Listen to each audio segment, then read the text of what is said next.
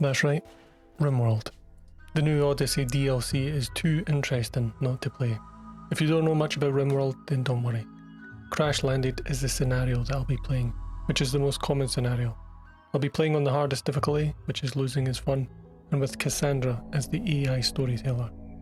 The map seed is KyleMac. My starting colonists will be the young and intelligent Greyhound, Sarai, the crafter, who's dealing with an ambrosia addiction already. Her and Greyhound have a sanguine trait, making them cheerful in the face of adversity. Lastly, we have Makoto Lee, a hard-working psychopath, good with building and with animals. Greyhound is also hard-working, while Sarai is a fast learner. For unknown reasons, Lee has a human skull and a human heart in his possession when we crash land with him. That is pretty psychotic, but as prescribers of the creed of freedom, an ideology that promotes individual freedom, we try to accept Lee as we would anyone else. Our strong sense of morality based on individual freedom will certainly be tested in this harsh Rimworld. We will need to adapt with the environment, and we must be careful that our inclusion of others with different ideologies does not overthrow our inclusionary ideology. The brutality of the Rimworld will undoubtedly push us into pragmatic hypocrisy. I'll be using all of the DLC except Anomaly, and I'm not using any mods. The world is full-sized as we intend to travel it via spacecraft in the future, but for now we must deal with our crash landing on an ancient garrison and junkyard once known as Aaron's Jewel Fort.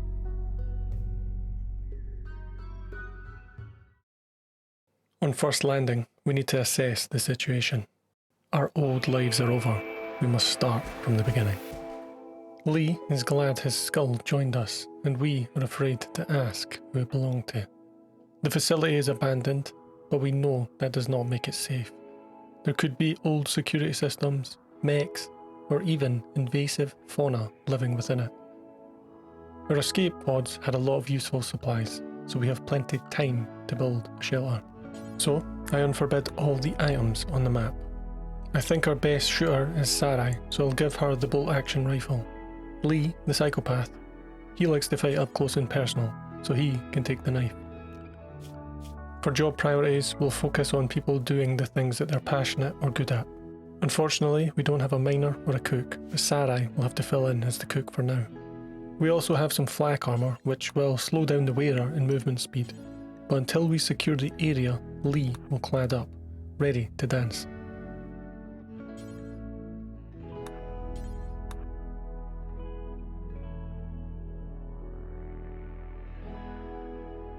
We could take this alcove in the building to fortify ourselves and build a camp.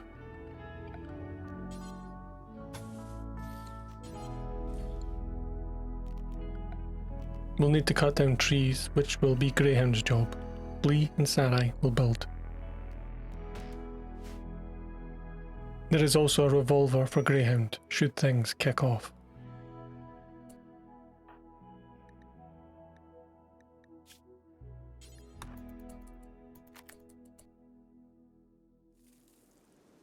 So this looks like our new home for now. Well, we'll need some beds if we're going to be comfortable. Just one big shared barracks for now. We'll need to move those limestone chunks and break down the car.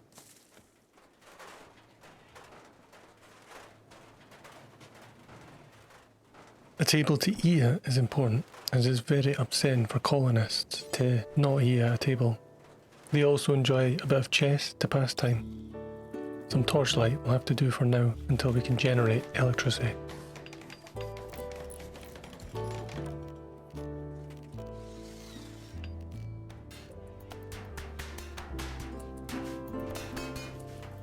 Oh, and I should not forget the horseshoe pin. Very classic game where we come from.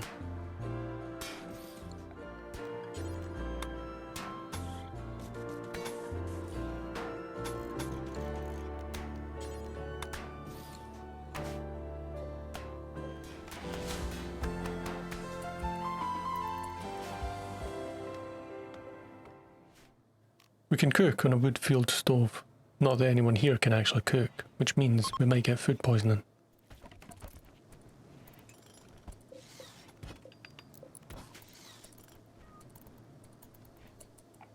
I'll be trying to get Sarai off the ambrosia. Fortunately, ambrosia is not a very strong drug, and withdrawal is manageable. It's also handy that she brought some, because we can use it to keep our moods up during hard times. As we speak, Sarai is building a research bench for Greyhound. If we're ever going to get off this planet, we'll need Greyhound's smarts to figure it out. With the bench built, we'll learn smithing first. And that was our first night. Oh, and we also crash-landed with a cat called Manuel, who wandered into the facility a little bit. In the morning, we will hunt alpaca. There is plenty of game here, and it will improve our shooting to hunt.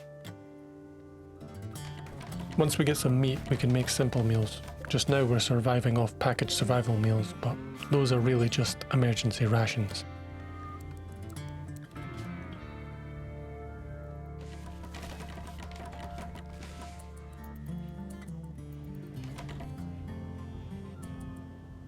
There, our new home is not so bad.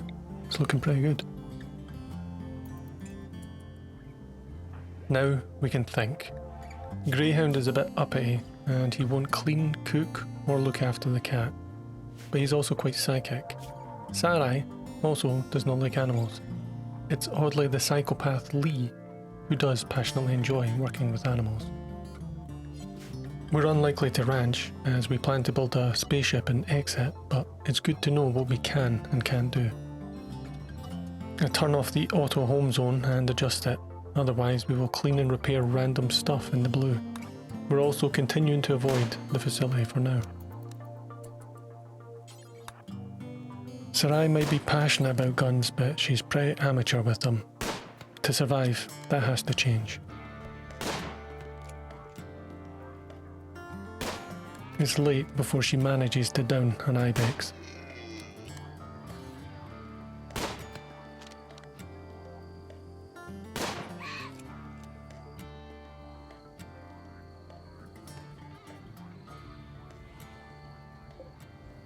Another day passes. Our moods are good. We're optimistic about our survival.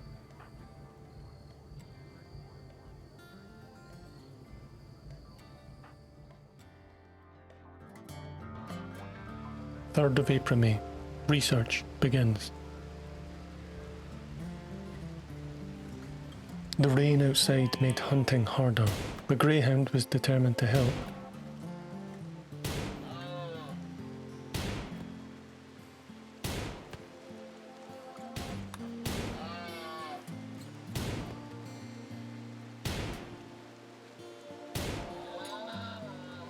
He was very proud of himself. We'll need to think about how to store perishables like meat and meals. We need electricity. A hand tailoring bench will let us make some jackets and clothes from the hides that we're getting from hunting. A visitor appears, confirming to us that we're not alone on this planet. The visitor is a trader from a faction known as Western Thea. With the tailoring bench made, we will plan to make some duster coats. We'll do until we have one, and it has over 95% hit points, and we'll make it from leathers only. This means we'll replace our tattered clothing. Lee is the best to speak among us, with a meagre social of 4, so he'll do the talking. The trader, Matt, doesn't have much to offer, but we do sell him our packaged survival meals, as we are confident in our ability to feed ourselves now. The currency here is silver, and we'll need plenty to trade in the future.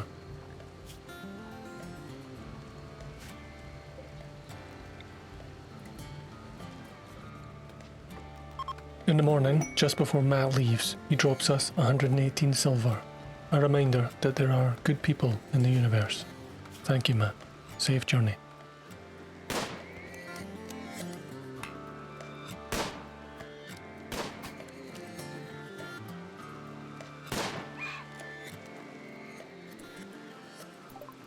We had learned smithing. Next, we'd learn machining.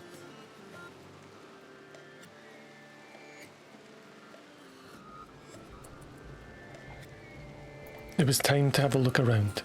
Lee would take the lead, and Greyhound and Sarai would back him up.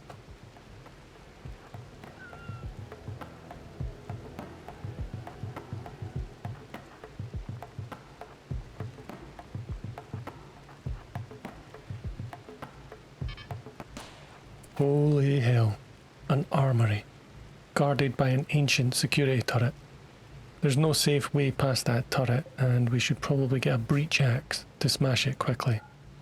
Notably, there were combat shotguns. We would want to try and get them. I forbid the doors so we can't accidentally wander in, and we'll try and think of a plan. Let's try the blast door. Greyhound can hack it pretty easily.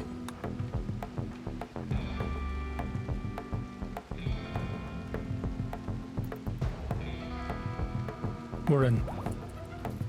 Oh shh. We act fast, but Greyhound and Sarai got clipped. I guess we're not going in there either then, but we now have a good sense of the layout.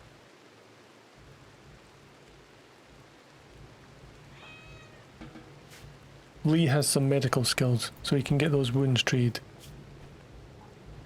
Hopefully it doesn't give us permanent scars, as Grey already has one.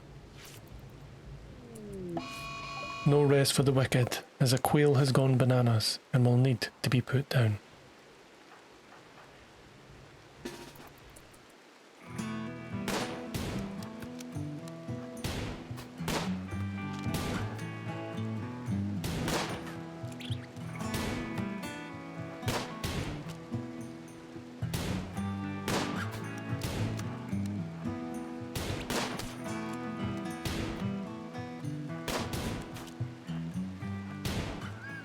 It only took 50 attempts, but we got there eventually. While our wounds heal, Greyhound reflects on what we know. Those turrets must be getting power from somewhere. We did see a life support unit in the corridor too.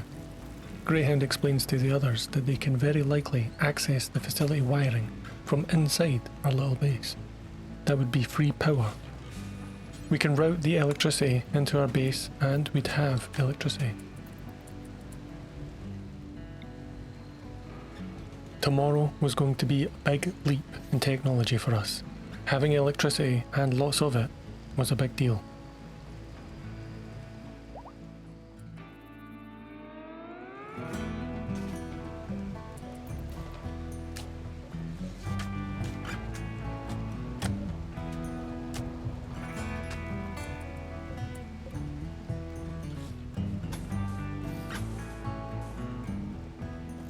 We can replace the stove and the tailoring with electric powered ones, which are much faster to produce on. If we cleared the rubble from this room, we can expand our base into the facility. These granite walls would be a lot safer than our flimsy wooden ones.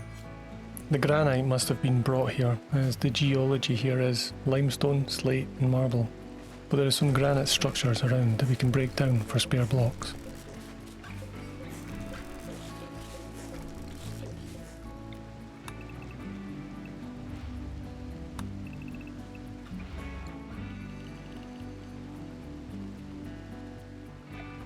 We could build a cooler here and build a cold room kitchen for storing perishables. The cooler will pull warm air and exhaust it out a chimney I'll make. The chimney is just an open roof above where the hot air exhausts. Some granite shelving to efficiently store our foodstuff and meals. Some lights so that we can see what we're doing. We probably only need one, it's a small room. Also, some concrete flooring to keep the place a little bit cleaner, which is important for hygiene when making food.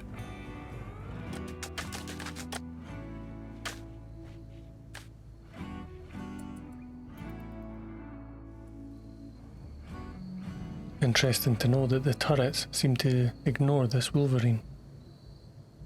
But anyway, we should get some sleep.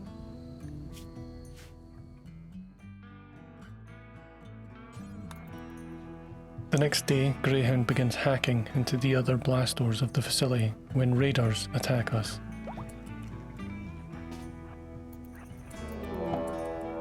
By raider, I mean just one, a guy called Sab with a knife. We shouldn't have much problem. We also have friendly visitors who could help us if we needed it, but I think we'll be okay.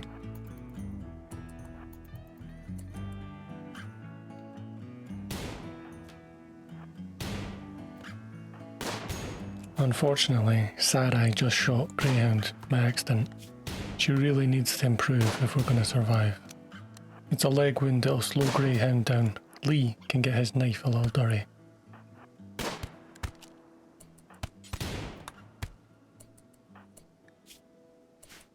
The garbage packers will always be hostile towards us, but Lee treats some of the raiders' wounds. More importantly, he needs to help Greyhound, who's bleeding quite fast.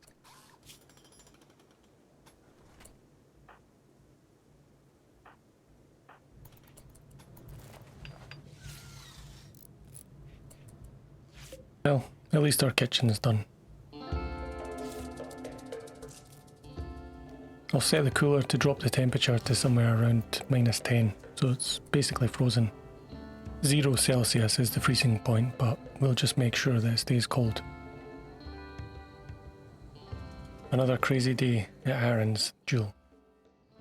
I suppose we can teach Manuel to nuzzle at us, which can cheer colonists up. Lee will be glad to do the training, as he loves animals. Now that we have cold storage, we can go wild on the hunting.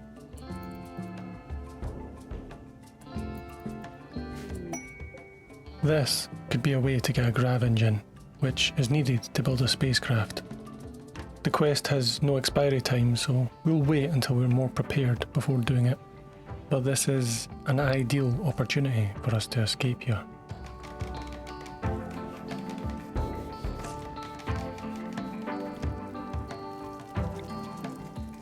More guests arrive. They make the mistake of wandering into the facility.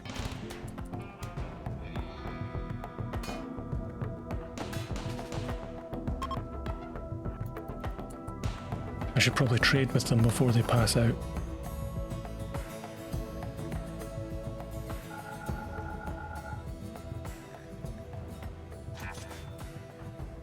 We can help them if they pass out, but Veronica has got herself stuck in the armory with the turret. Of course, her friend tries to help her. I think we're going to have to deal with that turret if we're going to save them. Sleepy is in critical condition.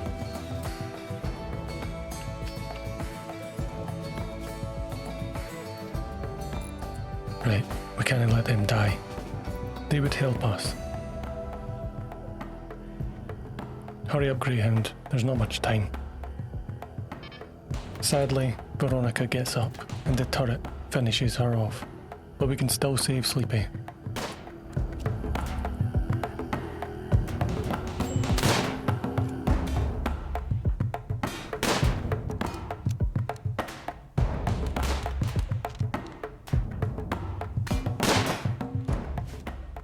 Phew, we managed to get it.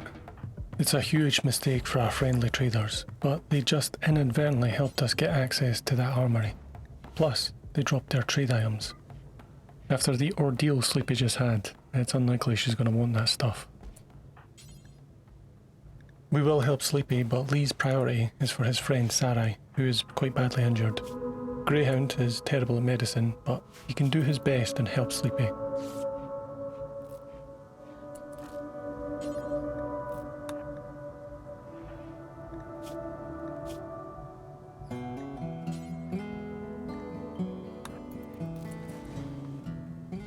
Lee also needs to patch himself up after he's finished with Sarai.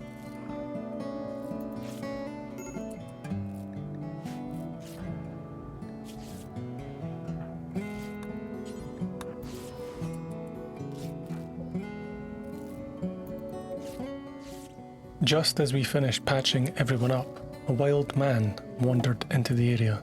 His name was Wu Kailit, and he was a Yetikan. Yetikan is a type of humanoid genetically enhanced to survive in ultra-cold climates.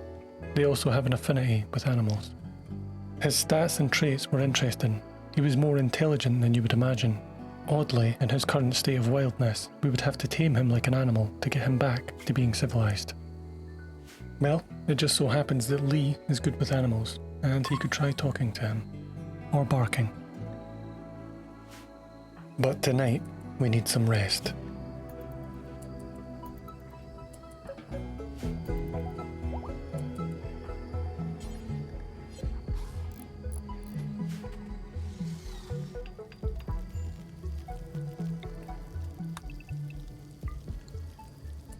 Sarai dug some graves, while our new wild friend wandered into the facility. Fortunately, no turrets were there.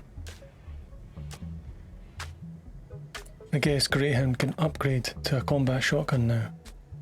We buried the poor Veronica, while Sleepy continued to recover quite well.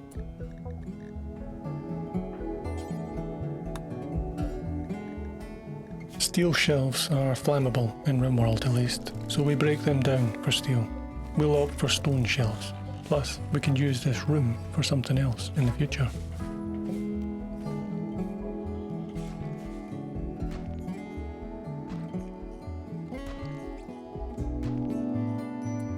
After a certain amount of time, a guest becomes a pest. It was time for Sleepy to go. She was slow, but she'd be okay. It seems Sarai has a permanent scar on her torso from those damn turrets. We might be able to heal that one day with advanced tech. But that will be a long way away if we even survive that long. Tomorrow we will need to continue clearing the facility, and perhaps we can befriend this wild man, Wu Kylite. See you then. Thanks for watching.